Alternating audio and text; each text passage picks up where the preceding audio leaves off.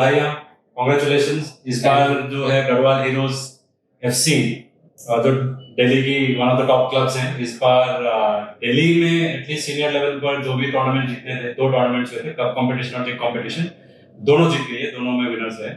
And I think ये Garhwal heroes के history में एक यूनिक सीजन है जिसमें दोनों ही टूर्नामेंट्स हम जीत गए। ऑफ कोर्स विमेंस में भी दो टूर्नामेंट जीत गए। तो इस तरीके का सीजन तो गढ़वाल हीरोज में पहले शायद हमारी नॉलेज में नहीं है। क्लब बहुत पुरानी क्लब है, 60 साल से ज्यादा पुरानी क्लब है। तो as head coach of the men's team जिसने ये 2 ट्रॉफीज निकाली, एक तो जो कप कंपटीशन है और उसके बाद जो दिल्ली प्रीमियर लीग जो आप चैंपियन बने टीम के साथ, तो उसके लिए जैसे मैंने कहा बहुत बहुत बधाई हो। और आपको कैसा लग रहा है चैंपियन बन के? सबसे पहले तो थैंक यू, बहुत बहुत धन्यवाद। बहुत अच्छा लग रहा है, कॉन्फिडेंट लग रहा है और रिस्पॉन्सिबल भी लग रहा है एट द सेम टाइम। क्योंकि कॉन्फिडेंट इसलिए लग रहा है क्योंकि जो मेरा प्रोसेस रहा है जीतने के दौरान, उसमें जो अप्स एंड डाउन्स आए हैं, जो सीखा है जिनसे और जिनमें सक्सेस मिली है, तो उस वजह से मैं थोड़ा कॉन्फिडेंट फील कर रहा हूँ। At the same time I feel responsible also because responsibility और बढ़ गई। Now after winning the championship, kids are जो ग्रोन अप, जो हमारे होम ग्रोन प्लेयर्स है, they will look up to the club, they wanted to come up and be a part of the club. So उनके लिए मुझे लगता है कि मेरी रिस्पॉन्सिबिलिटी भी हो गई है कि उनको सही दिशा में गाइड करना है। तो ऐसा लग रहा है कि आपने इस पूरे सीजन के दौरान काफी कुछ एक्सपीरियंस किया, काफी कुछ चैलेंजेस भी आए, जैसे आपने कहा आपने एक प्रोसेस फॉलो कर रहे थे, तो उन सब के बारे में बात करेंगे अभी एक एक करके। लेकिन पहले अगर हम बात करेंगे पूरे सीजन में आपके लिए सबसे बड़ा चैलेंज क्या रहा? ठीक है, फाइनली तो आप चैंपियन बन गए, लेकिन जैसे आपने कहा कि चैंपियन बनने के पीछे काफी सारे अप्स एंड डाउन्स होते हैं, तो डाउन्स के बारे में पहले बात करते हैं कि आपको सबसे बड़ा चैलेंज जो डाउन्स है वो सबसे बड़ा आपको क्या लगा इस पूरे सीजन में? चैलेंज मुझे लगता है हर टीम का एक ही चैलेंज होता है कि सबको साथ लेके चलना। 35 प्लेयर का स्क्वाड है और 35 प्लेयर को आप कितने दूर तक साथ लेके चल सकते हो, वही सबसे बड़ा चैलेंज है। जैसा आप सोच रहे हो और वैसा प्लेयर सोचें, वो आई थिंक सबसे बड़ा चैलेंज है कि आपको प्लेयर्स के साथ कैसे कनेक्ट कराना है, राइट? और आप कैसे अलाइन अपना जो थॉट प्रोसेस है, अपना जो विजन आपने क्रिएट किया है सीजन को लेके, आपका जो गोल है, वो आप कैसे कम्युनिकेट करते हो प्लेयर्स के साथ और कैसे उनको ऑन बोर्ड लेके आते हो कि उनका भी वही नजरिया बने, उनका भी वही विजन बने। तो आपने जैसे कहा पूरे सीजन में आपको जैसे ये वाली जो चैलेंज है कि सबको अलाइन करके एक साथ लेके चलना है 35 लोगों को, सिर्फ 35 ही नहीं, एक्चुअली आपका स्टाफ भी है ना, फिर क्लब के ऑफिशियल्स भी हैं, फिर फैंस भी हैं, तो सबको साथ में लेके चलना एक हेड कोच का काम है। तो आपका उसमें आपको कभी सीजन के बीच में ऐसा लगा कि इसमें हमारी हालत थोड़ी टाइट हो रही है और लोग अलाइन नहीं हो पा रहे? क्योंकि आपने अगर बोला कि चैलेंज है, इसका मतलब ऐसा कुछ सिचुएशन शायद आपको फेस हुआ उस सीजन में? बिल्कुल हुआ है, वो हार ही होती है मुझे लगता है। कैसा सिचुएशन था जिसमें आपको लगा बहुत चैलेंज, लोगों को इकट्ठा करके एज ए टीम आगे बढ़ने में? एक सिचुएशन थी जिसमें हम लोग बैक टू बैक 2 मैच हारे, एक ड्रॉ किया। तो एक होता है, एक मतलब नेचुरल ह्यूमन टेंडेंसी है कि एक सेल्फ डाउट क्रिएट होता है, टीम को डाउट होता है, ऑफिशियल को डाउट होता है कि हम जो कर रहे हैं वो सही कर रहे हैं क्या, प्रोसेस सही भी है कि नहीं है, हम जीत भी सकते हैं कि नहीं, हम जीत भी सकते हैं कि नहीं जीत सकते। क्योंकि ये सवाल हुआ था, हालांकि मेरे से किसी ने मुंह पे तो बोला नहीं, बट मैं देख सकता था कि वो बिलीफ जो है वो हट रहा है धीरे धीरे। अच्छा, जो चैंपियन होने वाला बिलीफ है वो बिलीफ हट रहा है। तो वो सिचुएशन आई थी, वो टाइम आया था, वो चैलेंजिंग फेज था। बट जो मुझे लगता है, इसीलिए मुझे लगता है कि बिलीफ बहुत बड़ी चीज है, वो बिलीफ इज एवरीथिंग। एंड मेरे लिए एज ए लीडर वो बिलीफ रखना उस दौरान जब बहुत चैलेंजिंग फेज है जो जो जो हमारी टीम का था, जब हम हार रहे थे मैचेस, आई लीग 3 से वापस आए थे। आई लीग 3 में भी हारे थे। आई लीग 3 में भी हम 2 मैच हारे, 2 मैच जीते थे। वहां से क्वालीफाई नहीं हो पाए 2 के लिए, नेक्स्ट फाइनल राउंड के लिए क्वालीफाई नहीं हो पाए, हम आई लीग 2 के लिए क्वालीफाई नहीं हो पाए। और पैरेलली हमारी दिल्ली प्रीमियर लीग भी चल रही थी। हम लोग 3 मैच खेल के आई लीग 3 खेलने गए थे बीच में। फिर वहां से आके फिर हमने दोबारा अपने प्रीमियर लीग के मैच खेले। तो ये वही टाइम है जब हम वहां से वापस आए और हम आई लीग 3 में हारे थे। और यहाँ पे आके 3 मैच में हम 2 मैच हारे और 1 मैच ड्रॉ किया। तो उसके बाद ये वाली डाउट आया कि यार चैंपियन होंगे कि नहीं होंगे। तो फिर क्या किया आपने, मतलब how did U turn it around? उसके बाद फाइनल तो चैंपियन बन गई टीम, तो एक टाइम आपको लगा कि आई लीग 3 में हम क्वालिफाई नहीं हो पाए, मैच हार गए वहां से यहाँ दिल्ली प्रीमियर लीग में आए, वहां भी 9 मैचेस में से आपने बोला एक पॉइंट लिया, 3 मैचेस में 9 पॉइंट्स पॉसिबल पॉइंट्स में से we could take only 1 point. तो उसमें प्लेयर्स का बिलीफ, टीम की बिलीफ थोड़ी घटने लगी। फिर उसको आपने टर्न अराउंड कैसे कुछ किया आपने? तो सबसे पहले आपने बोला आपको रियलाइज हो गई ये बात प्लेयर से बात करके, उनके बॉडी लैंग्वेज से, उनके फेशियल एक्सप्रेशन से, तो उसके बाद लेकिन फिर क्या किया आपने? और इससे पहले मुझे लगता है मैं बोलना चाहूँगा, जैसे जब हम आई लीग 3 खेलने गए थे तो मुझे लगता है कि एक्सपेक्टेशंस हमारी, आई फील एक्सपेक्टेशन हाई होनी चाहिए, एट द सेम टाइम वो तुमको प्रैक्टिकल भी होना चाहिए और वो रियलिटी चेक होना चाहिए, एंड तुमको वर्स्ट केस सिनेरियो दिमाग में रखना चाहिए।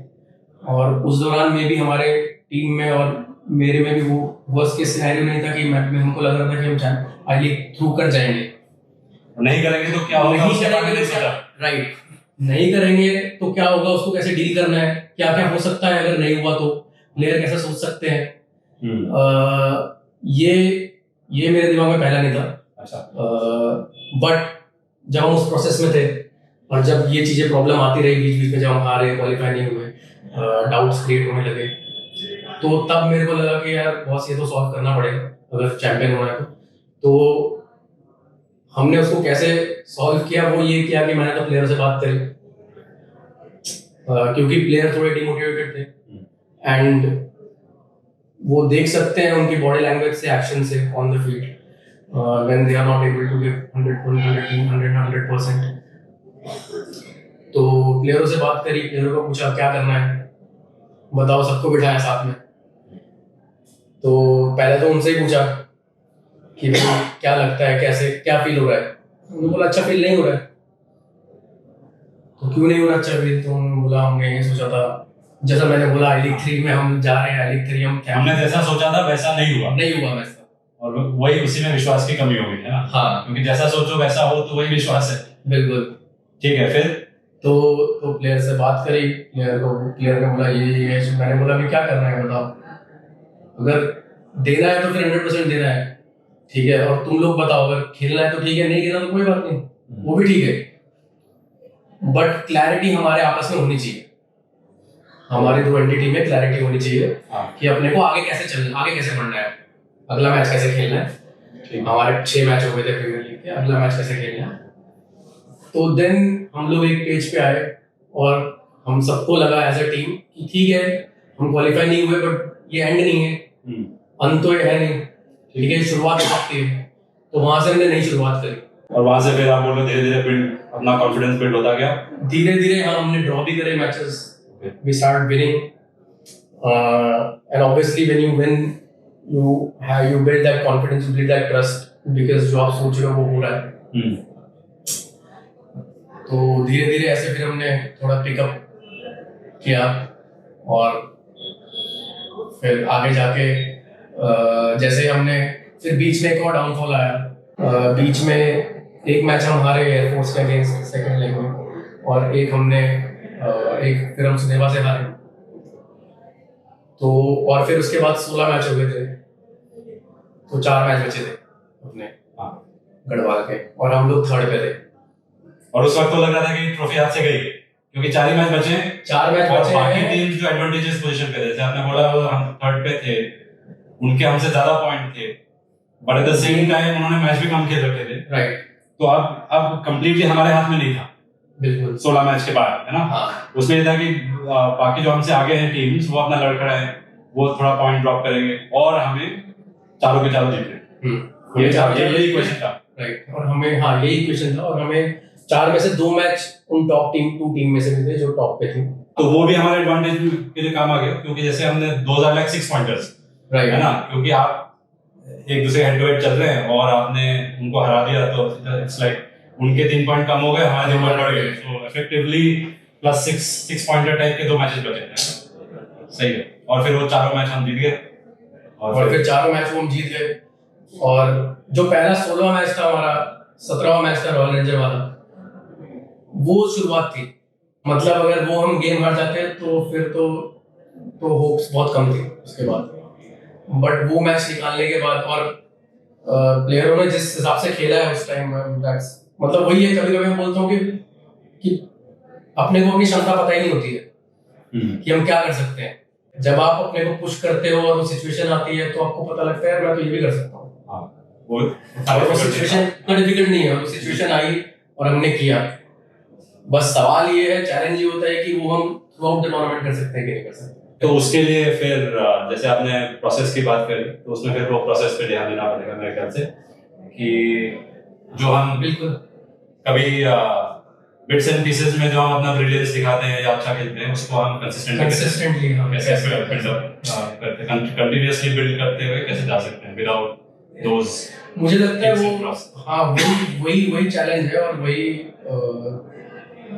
वही चाबी ढूंढनी है ताले की। पर मुझे लगता है कि वो आप कर सकते हैं अगर आपका कनेक्ट है, आपकी अलाइनमेंट है टीम के साथ, और आप प्लेयर को पहले से प्रिपेयर करके रखें कि ये वर्स्ट केस सिनेरियो ये हो सकता है।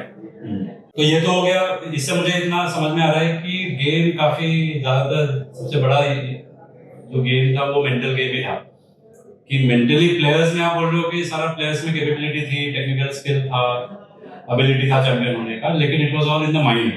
तो माइंड में उनको क्लैरिटी डाउट आया तो आपने वहां पे बात करके आपने क्लैरिटी दी उनको, ना अलाइन किया एक दूसरे के साथ और फिर साथ में आगे बढ़े। तो पूरा मुझे लग रहा है कि इसमें बातों का ही खेल काफी है कि आप बात करते रहे। आपने that is all a mental game and it is all about aligning mentally and everyone transparency because then everybody can see the same thing, right, and they can see the same vision, the same purpose, and the same goals.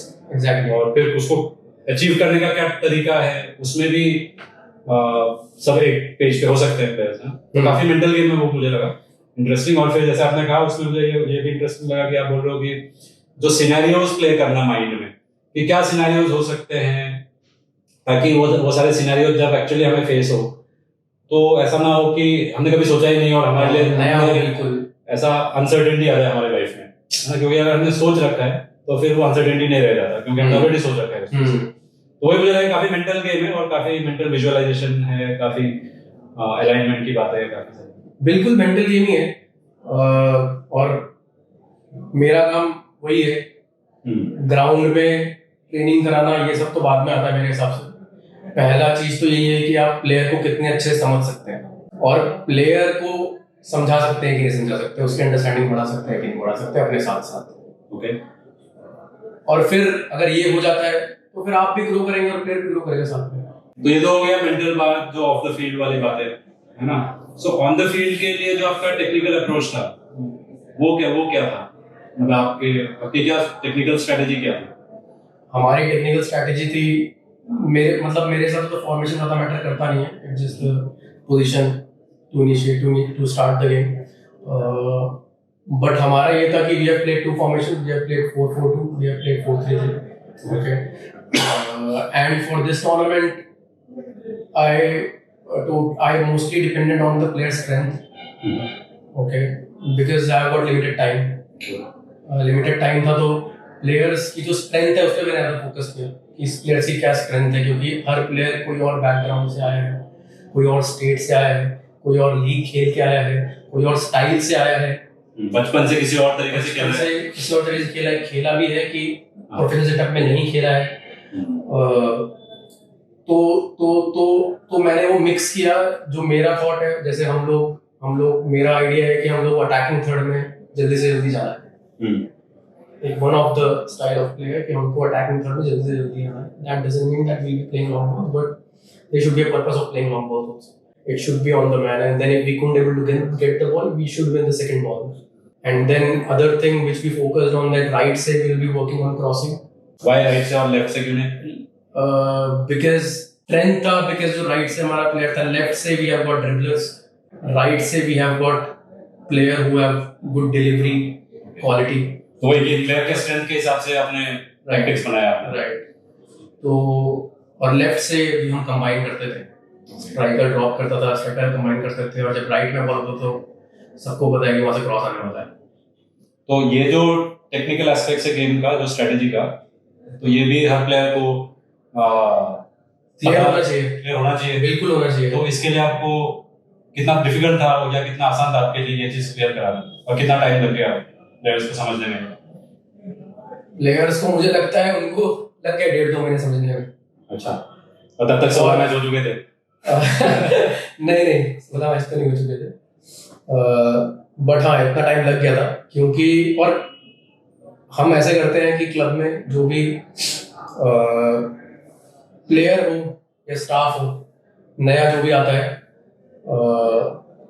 उसका हम एक orientation करते हैं, कह लो कि club के बारे में बताते हैं, ठीक है, क्लब का हमारा बहुत रिच कल्चर है उसके बारे में बताते हैं, ठीक है, and how emotionally we are connected to the club and how the fans are connected to the club, style of play क्या है, how we going to play, what are the expectations, जो क्लब की players हैं और player की क्या है expectations, that we do on the first day, right, and that style of play thing starts from there, and तो जब team बन जाती है तो उसके बाद हम एक सेशन करते हैं जो स्टाइल ऑफ प्ले पे होता है कि हम ऐसे खेलने वाले हैं, बट मेरे हिसाब से बोर्ड पे करना आसान है, असली रियलिटी ग्राउंड पे है, एंड जब आप मैच खेलते जाते हैं, जब आप उस प्रोसेस में होते हैं, कई चीजें सीखते भी हैं, कई मोमेंट ऐसे भी आते हैं जिसमें मैंने गेम के हिसाब से स्ट्रैटेजी बनाई है, ऐसा नहीं है कि हमको ऐसे खेलना है तो ऐसे ही चलता रहेगा, गेम के हिसाब से, गेम मतलब अपोनेंट के हिसाब से, राइट, अपोनेंट के हिसाब से स्पेसिफिकली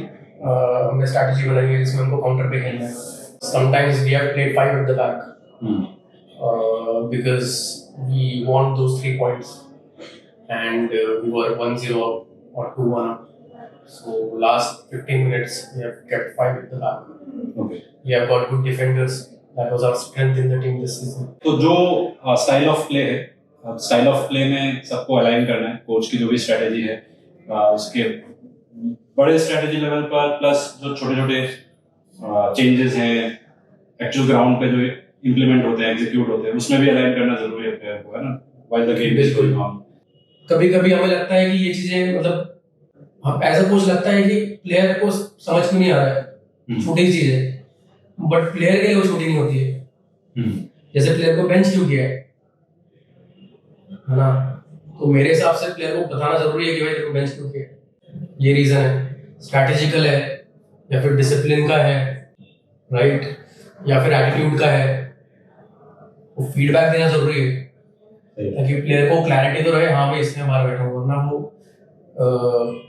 मिसकम्युनिकेशन का गैप इतना हो जाता है और प्लेयर के, क्योंकि it happened with me before as well, so I have learned these things that जितना भी क्लियर हो सकता है चीजें, keep it transparent with the player, whatever happens in the club, in the family, everyone should know, they deserve to know, they should know कि क्या चल रहा है ना, और कितना, क्योंकि वो भी चाहते हैं कि कोच उन पे ट्रस्ट करे, क्योंकि एक इंसिडेंट हुआ था मेरे साथ लास्ट सीजन, प्लेयर बहुत अच्छा था और उसको लगता है कि मैं उस पर ट्रस्ट ही नहीं कर रहा हूँ, तो ये मेरे तक इन्फॉर्मेशन पहुंची क्योंकि असिस्टेंट कोच मैनेजर ने मेरे को बताया, मैनेजर से उसकी बात हुई, तो मेरे दिमाग में तो ऐसा तो है नहीं, और उसे क्यों लग रहा है ऐसा, फिर उससे बात करी, 40-45 मिनट बात करी, तो उसको बोला कि यार मैं तो तेरे पे बहुत ट्रस्ट करता हूँ, तो बहुत अच्छा प्लेयर, जो कि सच्चाई बात है, इसीलिए तू यहाँ बैठा है, इसलिए हमने तेरे को साइन किया है,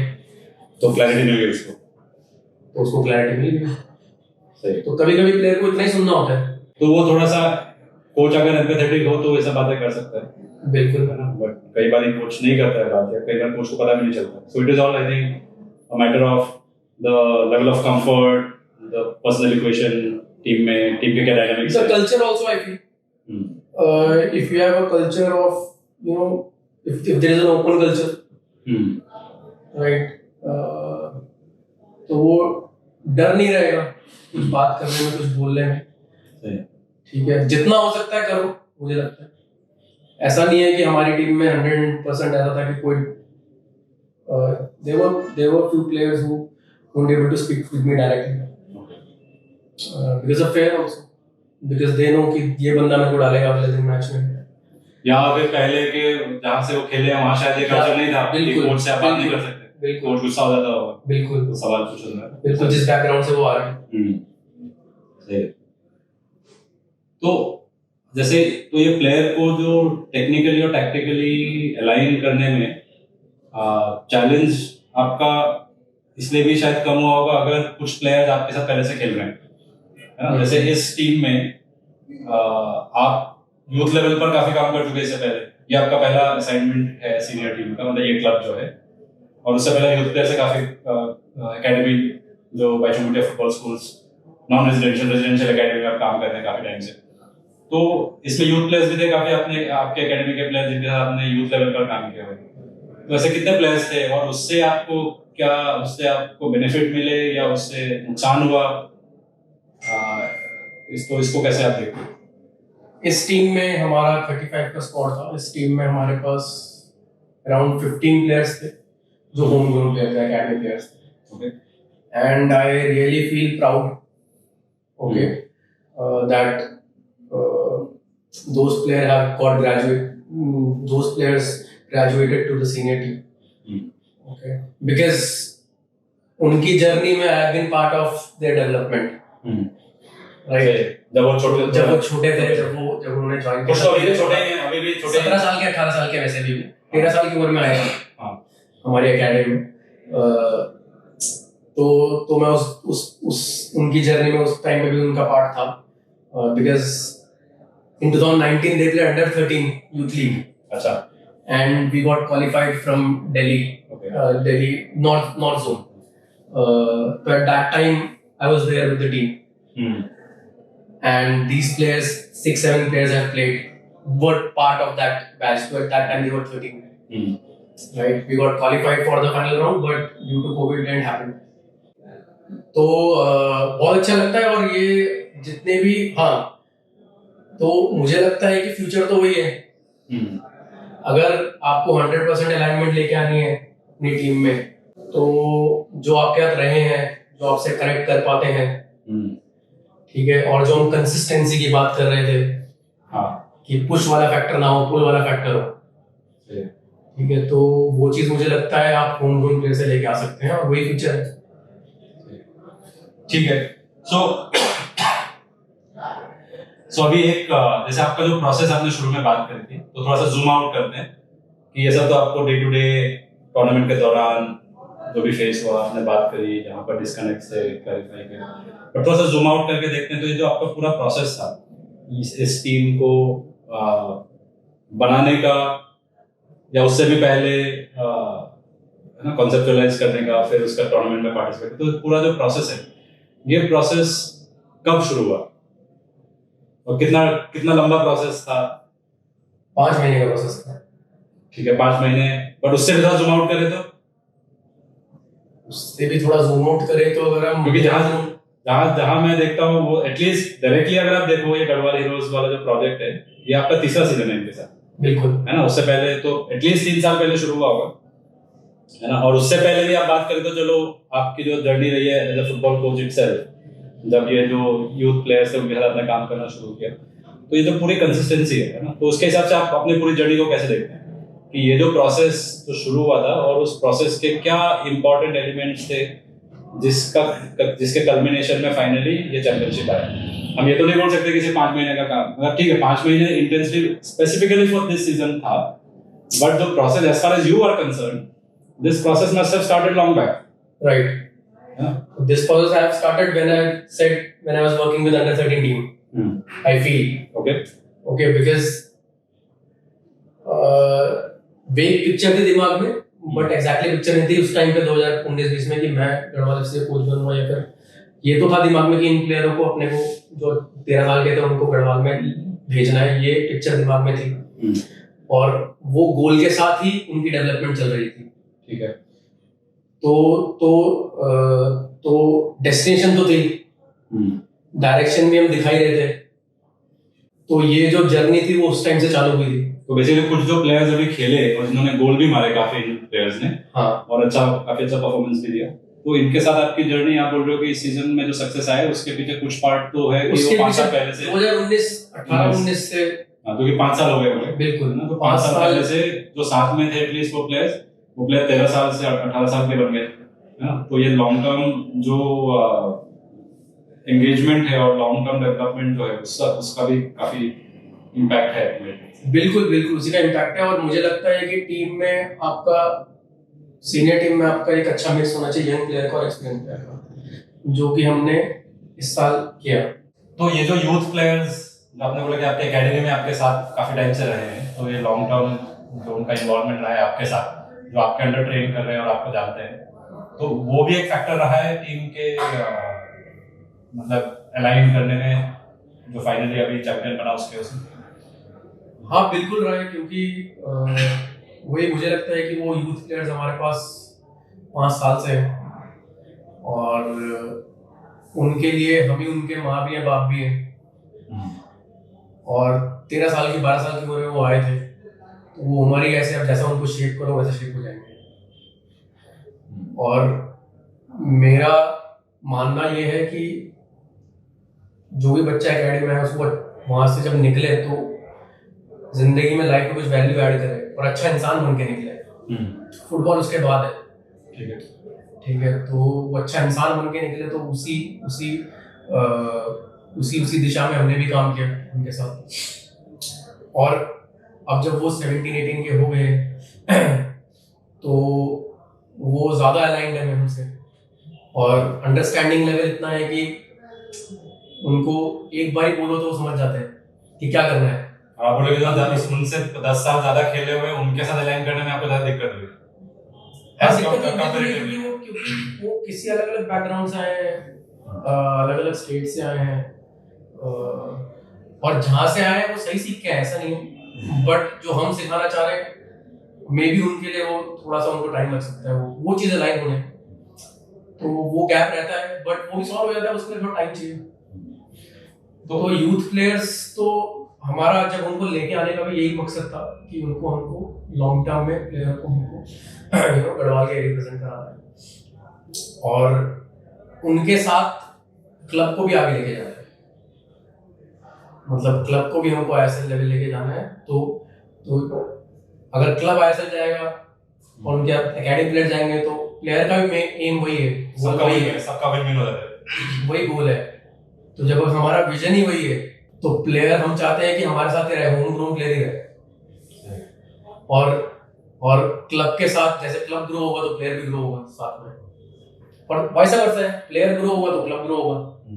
तो जो टीम कंपोजिशन है उसमें आपको, जैसे आपने यूथ भी काफी डाला क्योंकि आप यूथ लेवल से आए हुए, मतलब यूथ में आपने काफी काम किया है, और तो टीम में उनका क्या योगदान है और आपके हिसाब से क्या सही कंपोजिशन क्या है किसी भी टीम का, चाहे वो दिल्ली प्रीमियर लीग के लेवल पर हो या आईएसएल लेवल पर हो, या मान लो कि उससे भी ज्यादा कॉम्पिटिटिव, चाहे कोई वर्ल्ड कप क्वालिफायर खेल रहा हो, नेशनल टीम हो, तो आपके हिसाब से यूथ होना चाहिए नहीं होना चाहिए, यूथ से नुकसान होता है फायदा होता है क्या, और अगर दोनों होने चाहिए, यूथ और एक्सपीरियंस दोनों होना चाहिए, तो वो क्या परसेंटेज है आपके हिसाब से जो आइडियल कॉम्बिनेशन हो? मेरे हिसाब से एक टीम में, सीनियर टीम में यूथ होना ही होना चाहिए, मैंडेटरी है। मैंने एक्सपीरियंस किया है। हाँ, मेरी टीम में मैंडेटरी है।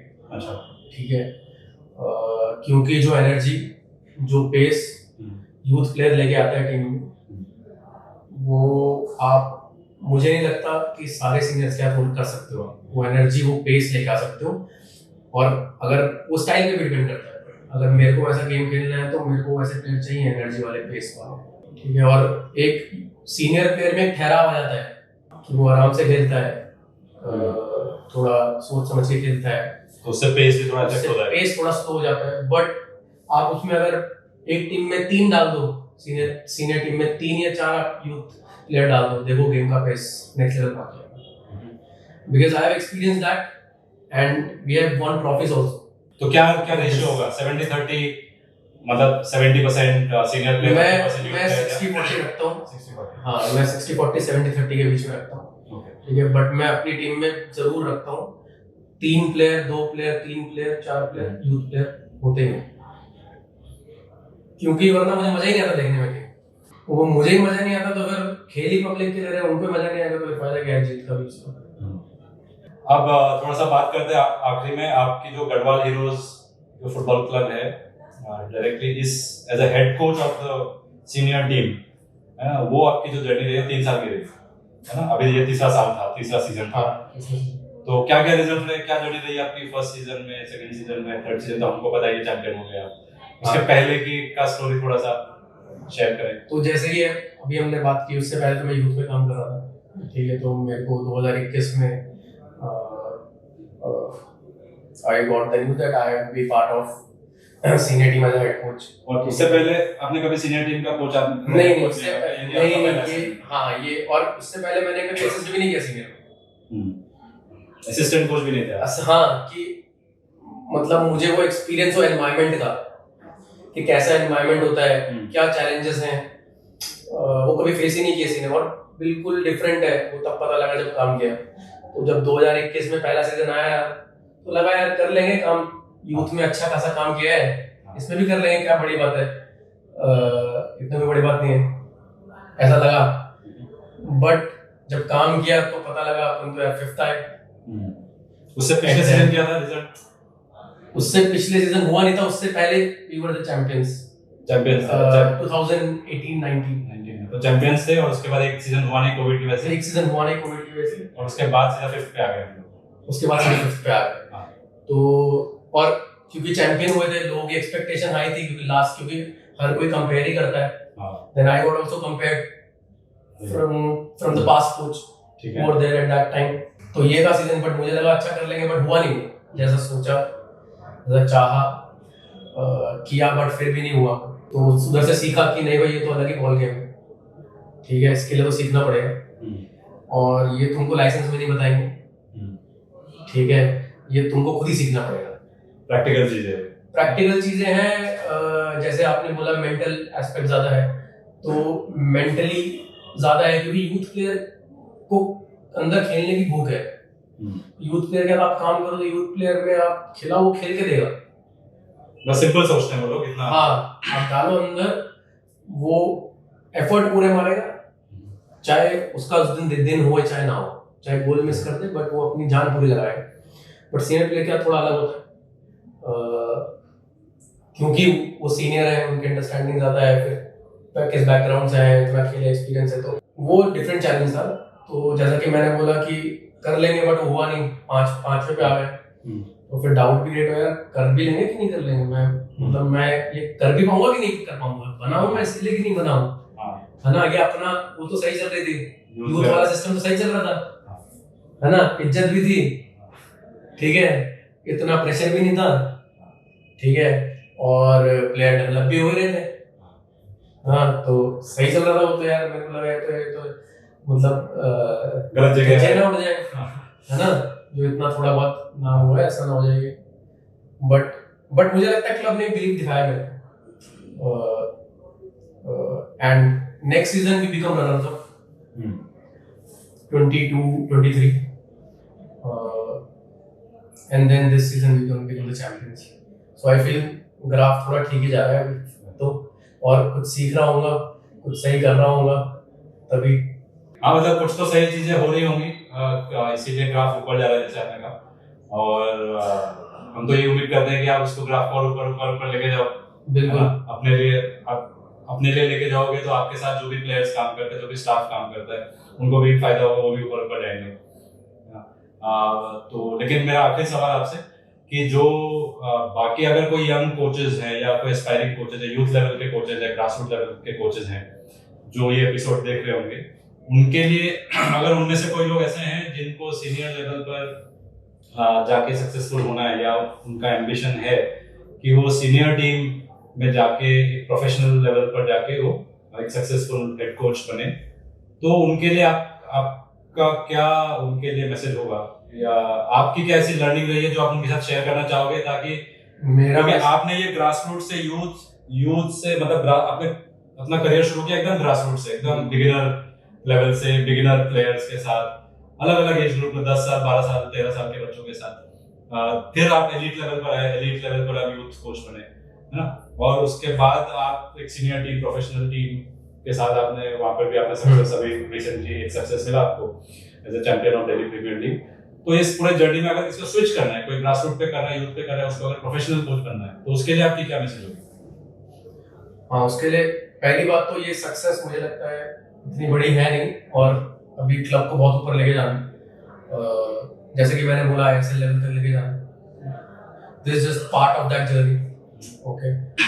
बट अपना डेस्टिनेशन वही है ISL, और जो मेरा लॉन्ग टर्म विजन है कि जो हमारे यूथ प्लेयर्स हैं हम उनको उस प्लेटफॉर्म तक पहुंचा पाए, उनके पास एक इकोसिस्टम हो, एक प्लेटफॉर्म हो कि जो अब वो लुक अप टू कर पाए, ठीक है। और जो मेरी जो सलाह रहेगी यंग कोचेस को ये रहेगी कि ग्राउंड पे उतरो, रियलिटी देखो, ठीक है।